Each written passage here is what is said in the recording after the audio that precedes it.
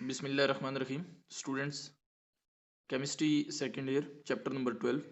Today, our topic is Cannizzaro reaction. Cannizzaro reaction. What is Cannizzaro reaction? Basically, Cannizzaro जो लफ्ज़ है ये scientist का नाम है और उसने एक रिएक्शन करवाया था और इसका ये बड़ा मशहूर सा रिएक्शन है और बड़ा खूबसूरत सा रिएक्शन है, लेकिन थोड़ा टिपिकल है। हमें चाहिए होगा कि हम इसके ऊपर थोड़ा फोकस करें, इसको अंडरस्टैंड करने की कोशिश करें, तो आपको कुछ नई चीज़ें मिलेंगी कि केमिस्ट्री में यूं भी हुआ करता है। चूँकि हमारा चैप्टर एल्डिहाइड ये कीटोन का है, तो हमारे पास यहाँ पे वो उस एल्डिहाइड, हम यहाँ पे एल्डिहाइड की बात करेंगे, लेकिन aldehyde that have no alpha hydrogen atom.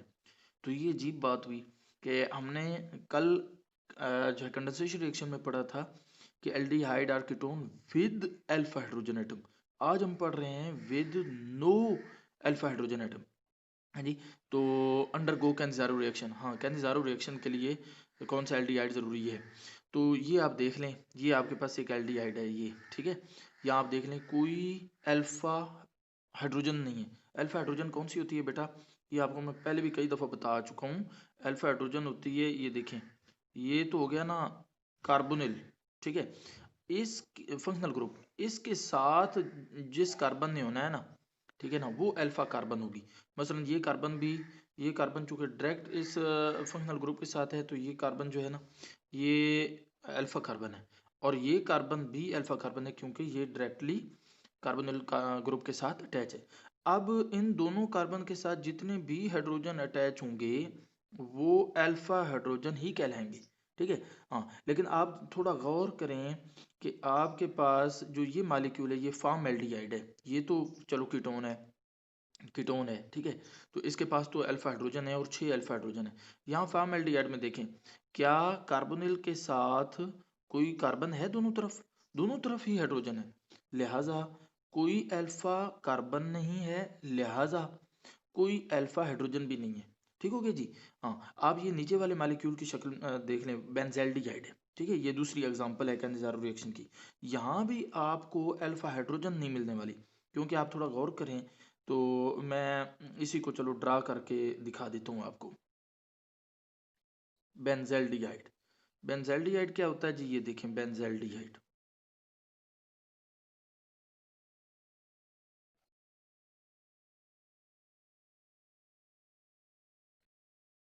ये बेंजल्डिहाइड है।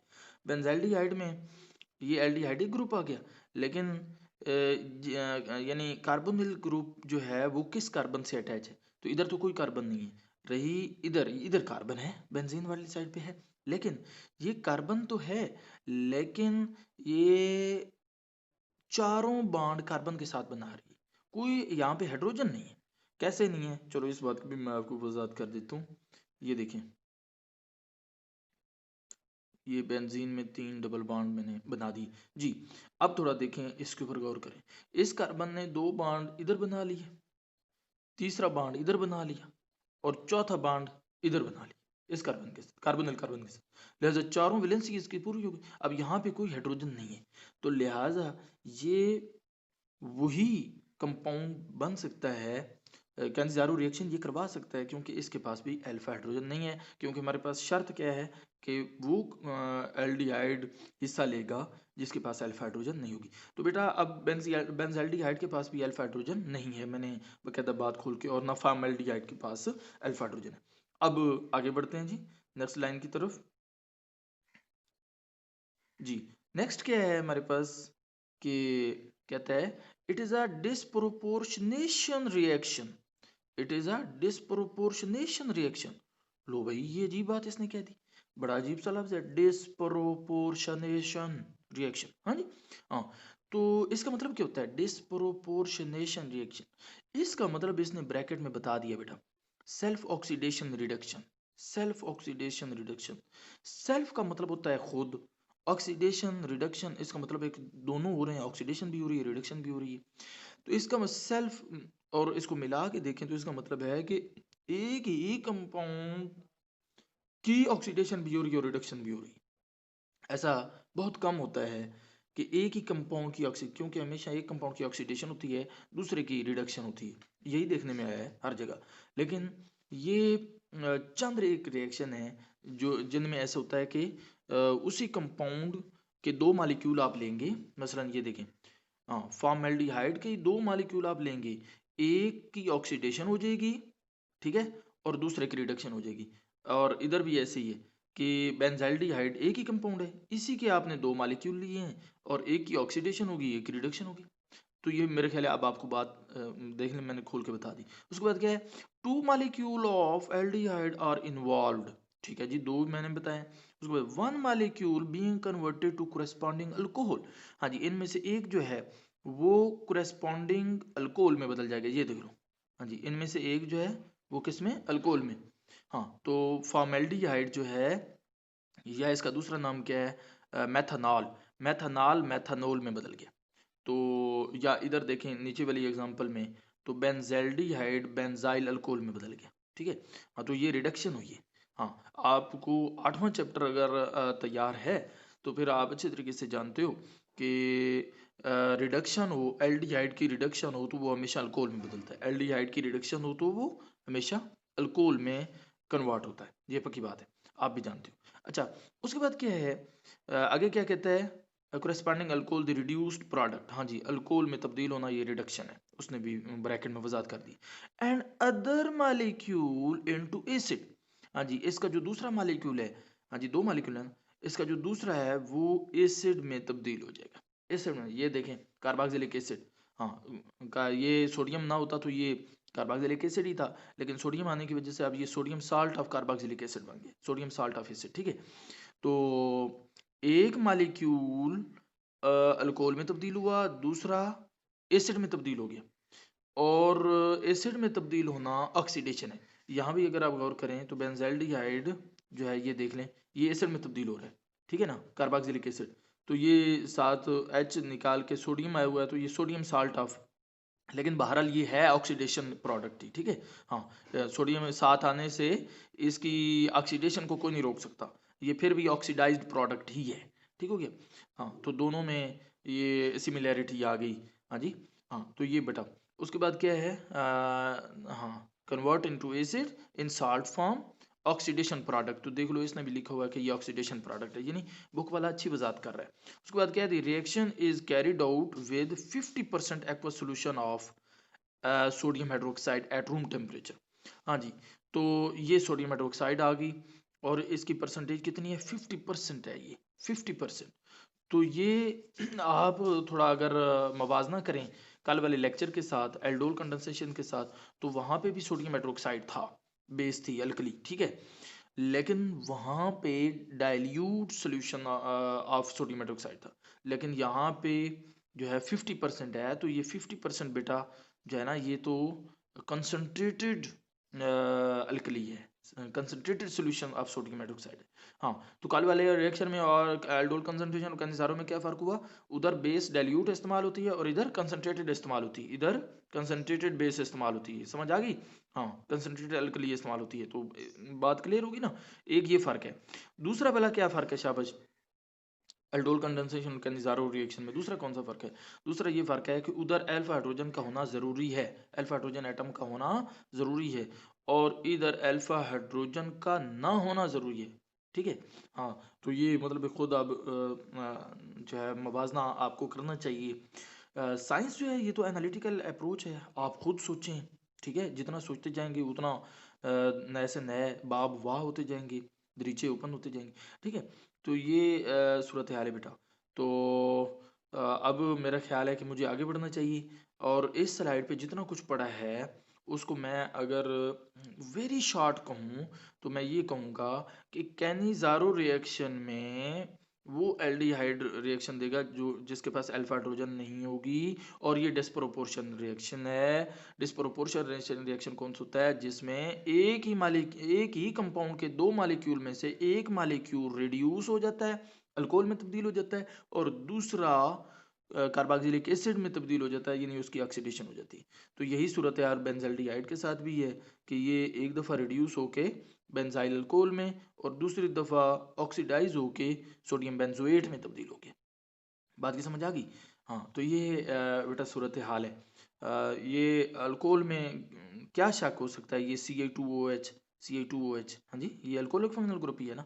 और ये COOH होता तो ये होना था बेंजोइक एसिड, और अब H आ गया है, H की जगह सोडियम आ गया है, तो ये साल्ट बन गया।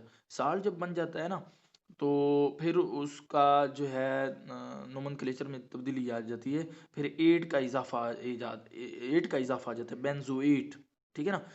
जैसे ये है, ये अब सोडियम फार्मेट, ये फार्मेट है, ATE का इजाफा हुआ है, फार्मेट, सोडियम फार्मेट, हाँ जी। जब H था तो फार्मिक एसिड था, जब यहाँ सोडियम की जगह H था तो फार्मिक एसिड था। अब सोडियम आ गया, साल्ट बन गया, तो सोडियम फार्मेट। और ये जब सोडियम नहीं था, H था, तो ये बेंजोइक एसिड था। और अब H आ गया है, तो ये बेंजोएट बन गया, सोडियम बेंजोएट। यहाँ पोटाशियम हो गया होगा तो पोटाशियम बेंजोएट, ठीक है। अमोनियम होगा तो अमोनियम बेंजोएट। बात की समझ आ गई। और यहाँ भी देख लें, ये मेथानोल है, CH3OH, ये तो आसान है। CH2OH, ये भी अल्कोहल है। हाँ, तो इसको बेंजाइल अल्कोहल, मैंने पहले भी आपको बताया कि ये बेंजाइल का लफ्ज़ आम तौर पे उस वक्त देखने में आया है जब आपके पास बेंजीन के साथ, जब बेंजीन सब्स्टिट्यूएंट के तौर पे हो, उसके साथ एक और कार्बन भी हो, यानी 7 कार्बन हो, ठीक है ना। हाँ, तो फिर आप उसको बेंजाइल बोलते हैं। सिर्फ अगर बेंजीन सब्स्टिट्यूएंट के तौर पे हो तो फिर उसको फिनाइल बोलते हैं। सिर्फ बेंजीन हो ना, यानी C6H5, हाँ जी, एक हाइड्रोजन जो है सब्स्टिट्यूएंट के तौर पे, जाहिर है आपको पता है एक हाइड्रोजन निकालनी पड़ेगी, तभी वो बॉन्ड किसी और के साथ बन पाएगा ना। हाँ, तो फिर वो फिनाइल कहलाएगी। बेंजाइल, बेंजीन बेंजाइल कब कहलाएगी? जब एक और कार्बन आएगा, सातवां कार्बन, C7 होंगे, तो बेंजाइल। तो ये चंद वो बातें थी जो मैं आपको बताना जरूरी समझता था, ठीक है। हाँ, तो अब आगे बढ़े बेटा। ओके, नेक्स्ट स्लाइड की तरफ अब बढ़ रहा हूँ। जी बेटा। तो ये अब ना मैकेनिज्म की बात हो रही है। अभी आपने जो रिएक्शन पढ़ा है वो हुआ कैसे है? मतलब है कि आपके पास जो है वो एसिड भी बना, दो मालिक्यूल थे, फॉर्मेल्डिहाइड के दो मालिक्यूल थे। एक मालिक्यूल जो है वो ऑक्सीडाइज हो गया, और दूसरा जो है वो रिड्यूस हो गया। तो ये हुआ कैसे है? तो बेटा एक बात याद रखें, ये जो है ना मैकेनिज्म जो होते हैं ना, मैकेनिज्म, ये बड़े इंपॉर्टेंट होते हैं। और ओवरऑल अगर आप देखें ना कैनिज़ारो रिएक्शन जो है that is very very important. तो आपने इसको बेहतरीन तरीके से तैयार करना है, और बेहतरीन तरीके से तैयार करने का फन तो आपको आता ही है ना भाई। रजिस्टर निकाल के आप इसको लिखें पहले, मतलब थोड़ा याद करें, समझें, समझें फिर याद करें, फिर ज़बानी लिखें। जब तक आप ज़बानी नहीं लिखते, आप शक में रहते हो कि पता नहीं मेरी मेमोरी में ये ठीक तरह रिकॉर्ड भी हुआ है कि नहीं। हाँ, याद तो मैंने किया था, हाँ, लेकिन लिखना, लिखने बैठूंगा तो पता नहीं याद आएगा कि नहीं। लेकिन जब आपने लिखा होता है बेटा, तो फिर आपको पता होता है कि वही चीज़ जो है मैं भाई उसे ज़बानी लिख चुका हूँ, लिहाजा याद था तो लिखा है मैंने। हाँ, तो ज़बानी लिखो बस। अच्छा, मैकेनिज्म की बात करते हैं। मैकेनिज्म क्या है? अब जहाँ जहाँ चीज़ें नई आती जाएंगी, इसमें कुछ नई चीज़ें हैं, मैं आपको वहाँ ज़रूर मतलब करता जाऊँगा। Hydroxide ion acts as a nucleophile, हाँ जी। हाइड्रोक्साइड आयन तो था, सोडियम हाइड्रोक्साइड से हाइड्रोक्साइड आया ना। हाइड्रोक्साइड कहाँ से आया? सोडियम हाइड्रोक्साइड आया, ठीक है। हाँ, तो पिछली स्लाइड के साथ मिला के हमें चलना पड़ेगा ना। तो ये जो हाइड्रोक्साइड आयन है ना, ये अब यहाँ पे बेस के तौर पे एक्ट नहीं कर रहा, बस ये याद रखें। एल्डोल कंडेंसेशन में उसने बेस के तौर पे एक्ट किया था, लेकिन यहाँ पर ये न्यूक्लियोफाइल के तौर पे एक्ट करेगा, और ये बाकायदा अटैक करेगा इलेक्ट्रोफिलिक कार्बन पे, ठीक है। हाँ, जब अटैक करेगा तो ज़ाहिर है ये जो पाई बाड है, हाँ जी, हाँ, ये आगे ऑक्सीजन पे शिफ्ट हो जाएगा, और यूं ऑक्सीजन के ऊपर नेगेटिव चार्ज आ जाएगा। तो अब जो OH है वो कार्बन के साथ आ गया, तो ये देखें OH कार्बन के साथ, ठीक है।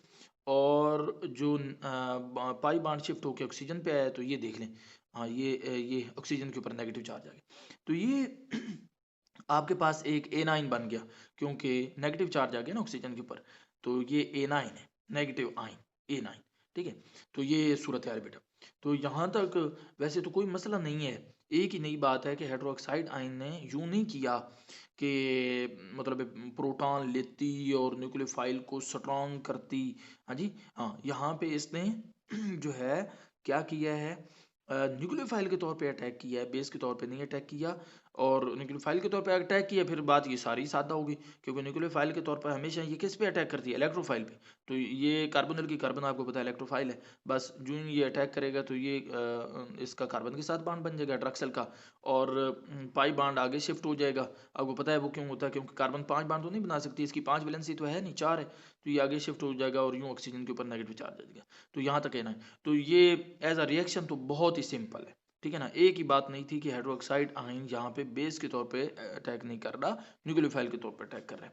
अच्छा, उसके बाद क्या है, अब जो है ना नेक्स्ट स्टेप में नई बात आने वाली है, वो अगर आप समझ में आ गई तो that is very very important, कि कैसे डिस्प्रोपोर्शनेशन रिएक्शन है, कैसे मतलब है ऑक्सीडेशन और रिडक्शन हो रही है। तो देखें, एनाइन ट्रांसफर, अब इसी के बारे में है। हाँ जी, ये जो एनाइन है बेटा, ये जो एनाइन है ना, इसकी बात है। Anion transfer hydride ion to second molecule of formaldehyde. हाँ जी, यहाँ से सारा मैकेनिज्म जो है ना डिवाइस हो गया है, नया मैकेनिज्म आ गया, कैनिज़ारो मैकेनिज्म आ गया। हाँ, कि एनाइन ट्रांसफर हाइड्राइड आयन, ये बड़ी अजीब बात हुई कि इसने हाइड्राइड आयन जो है ना दिया है, ठीक है ना, दूसरे मॉलिक्यूल को। तो कैसे दिया है इसने, ये आप देखें। हाँ जी, ये जो नेगेटिव चार्ज है ना ऑक्सीजन के ऊपर, ये वापस आया है कार्बन ऑक्सीजन के दरमियान, और यूं ये कार्बन ऑक्सीजन डबल बॉन्ड बन गया, ये देख लें, कार्बन ऑक्सीजन डबल बॉन्ड बन गया। लेकिन जहर है, ये कार्बन 5 बॉन्ड तो अब नहीं बना सकती, तो यहाँ पर एक बॉन्ड को तोड़ना पड़ेगा, और ये बॉन्ड टूटेगा हाइड्रोजन वाला। लेकिन फर्क क्या है, पहले भी ये बॉन्ड टूटा करता था, हाइड्रोजन बॉन्ड तो हमेशा टूटा करता है, लेकिन उसमें और इसमें जमीन आसमान का फर्क है। उसमें क्या होता था, सिर्फ एच जाता था, बॉन्ड इधर ही रहता था, एच जाता था एच पॉजिटिव की शक्ल में। लेकिन आज जो है कैनिज़ारो रिएक्शन में एच जा रहा है विद बॉन्ड, ठीक है ना। हाँ जैसे जैसे आप तो बच्चे हो, इस बात का आपको ठीक तरह से इल्म नहीं है। बाज़ स्कूलों में जब ट्रांसफ़र होते हैं असातिज़ा के, तो सिर्फ टीचर जाता है, ठीक है ना, सीट उधर ही रह जाती है उसी इदारे में, तो कोई नया बंदा फिर उस सीट पे आ जाता है। बाजू का यूं होता है कि विद चेयर विद सीट चला जाता है, विद पोस्ट चला जाता है एक टीचर ट्रांसफर करवा के। फिर क्या होता है, वहां पे कोई और बंदा आ भी नहीं सकता, क्योंकि वहां पोस्ट अब रही ही नहीं।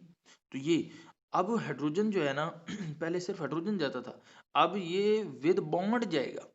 तो बॉन्ड का मतलब है 2 इलेक्ट्रॉन, तो ये 2 इलेक्ट्रॉन समेट जाएगा, तो ये अब H नेगेटिव की शक्ल में जाएगा। पहले किस शक्ल में जाता था बेटा, पहले हमेशा ये H पॉजिटिव की शक्ल में जाता था, आज ये H नेगेटिव की शक्ल में। ऊपर वाले को हाइड्रोजन आयन कहते हैं, नीचे वाले को हाइड्राइड आयन कहते हैं। क्या कहते हैं बेटा, हाइड्राइड आयन, हाइड्राइड आयन। और अगर बस यही सारी बात है, हाइड्राइड आयन, ठीक है। हाँ, हाइड्राइड आयन इस नीचे वाले को कहते हैं।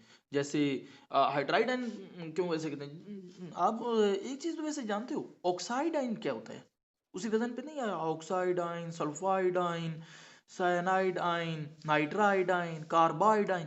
क्यों क्यों कहते हैं भला ऑक्साइड, क्योंकि उनके ऊपर नेगेटिव चार्ज आता है।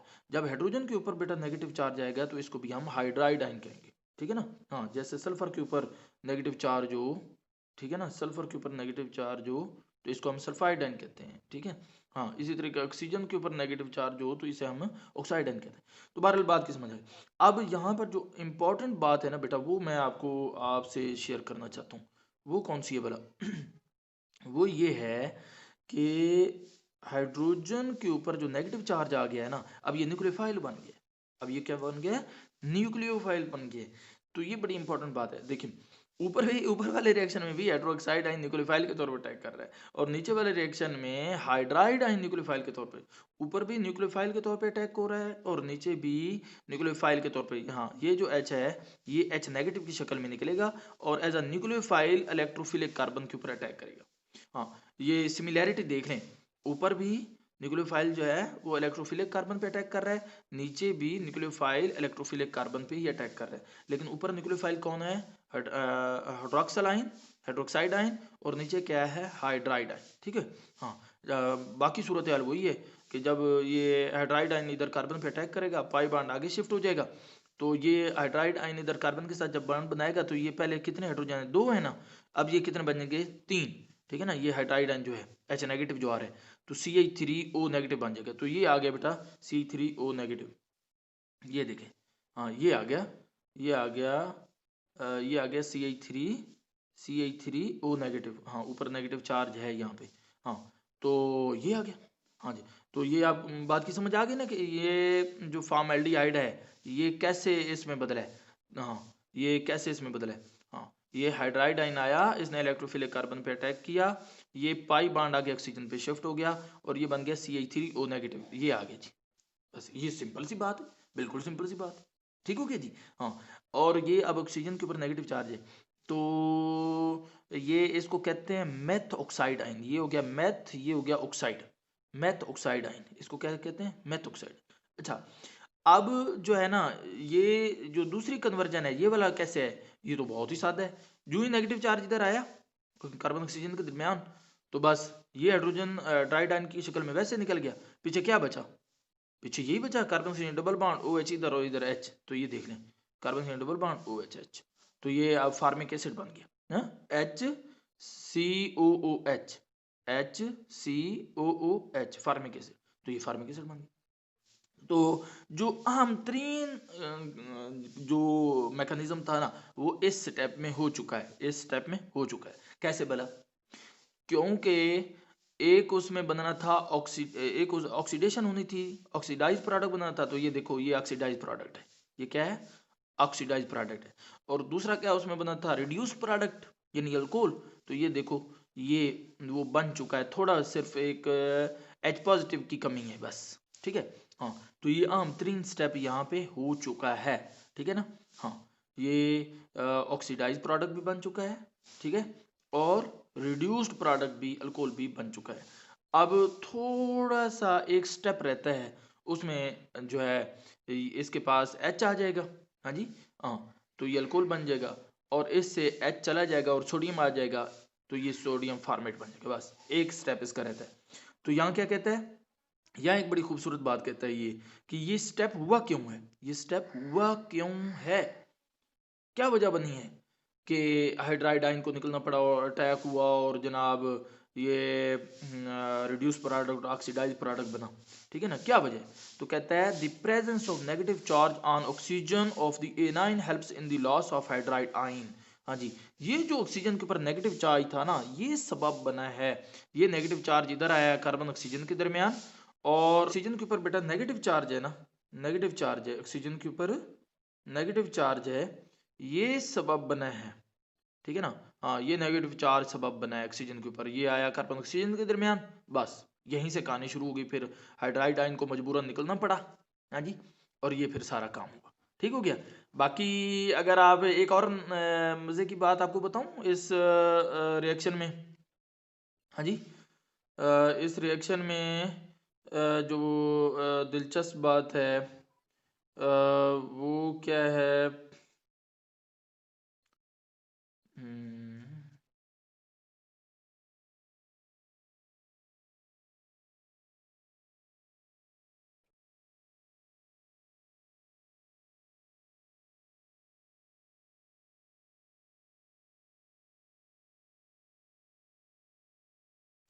हाँ दिलचस्प बात बेटा ये है कि रिडक्शन और इसकी ऑक्सीडेशन, हाँ इसकी ऑक्सीडेशन हो गई, इसकी रिडक्शन हो गई, ये तो तभी ये दो बने, कैसे बोला, ये आप वैसे सोचना तो आपने था लेकिन मैं ही बता देता हूँ आपको, इधर एडिशन ऑफ हाइड्राइड आयन यानी एडिशन ऑफ हाइड्रोजन हो रही है तो ये हो गई रिडक्शन।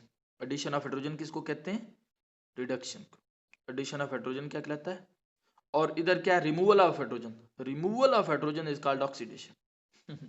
आप जिस लिहाज से भी इसको देखेंगे वेरी वेरी इंटरेस्टिंग है।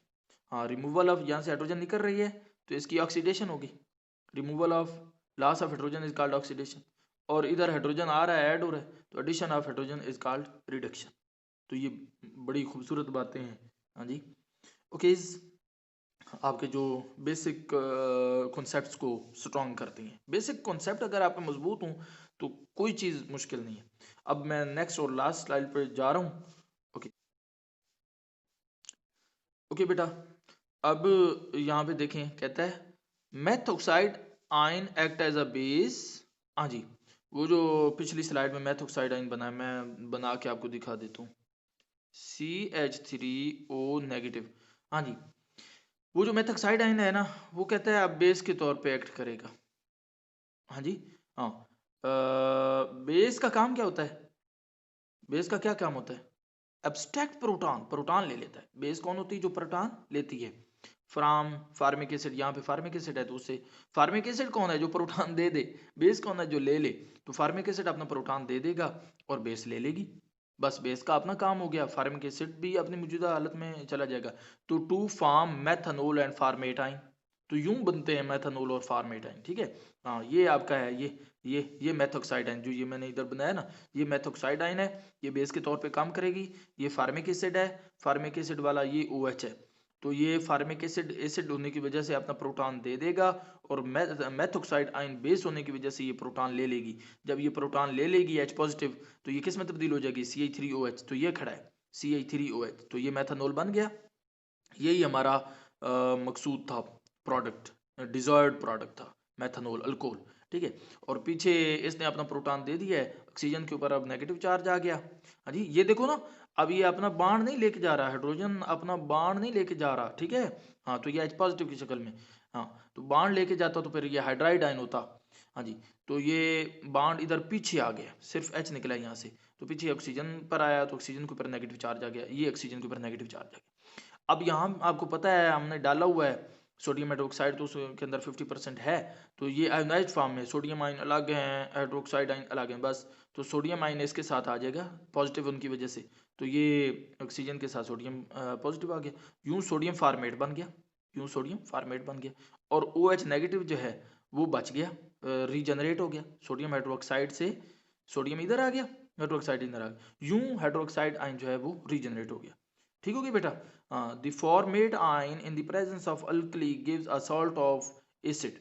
तो ज़ाहिर है ये आपके पास मौजूद है फॉर्मेट आइन, तो ये जो है ये ले लेगा, सोडियम हाइड्रोक्साइड से सोडियम आइन ले लेगा, हाइड्रोक्सल आइन अलग हो गया। अब देख लें, ये जो है हाइड्रोक्साइड आइन जो है, ये हमने शुरू में ऐड किया था बेस कैटालाइज रिएक्शन, जिस तरह कहते हैं बेस कैटालाइज रिएक्शन।